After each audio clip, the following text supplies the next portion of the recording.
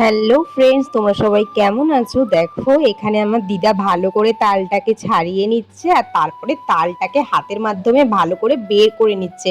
এখানে আমার বোন আবার এইগুলো একটুখানি খালি খালি না খেলে ওর আবার ভালোই লাগে না।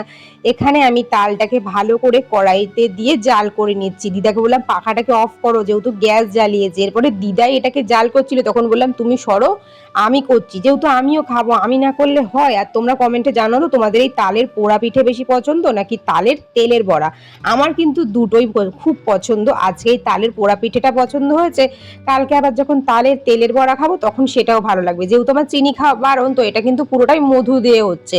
এখানে দেখো তাল আছে, তার হচ্ছে নারকেল কোড়া আছে, চালের গুঁড়ো আছে, কলা আছে, আর ওই যে মধু, সব কিছু দিয়ে এই ব্যাটারটাকে ভালো করে বানানো হয়েছে। এবার কলা পাতার উপরে ওই ব্যাটারটাকে দিয়ে আর একটা পাট দিয়ে এটাকে ভালো করে চাপা দিয়ে দিল। তোমরা দেখতেই পেলে প্রসেসটা যে কিভাবে এটা তৈরি হলো। এবার চাটুর উপরে এটাকে দিয়ে একটা ঢাকনা দিয়ে এটাকে চাপা দিয়ে দিতে হবে। এবার ভালো করে একদম অল্প আঁচে দিয়ে এটাকে কিছুক্ষণ দিয়ে সেদ্ধ করে করে এটাকে ভালো করে ভেজে নিতে হবে। তোমরা পুরোটা দেখলেই বুঝতে পারবে যেটা কিভাবে করলো।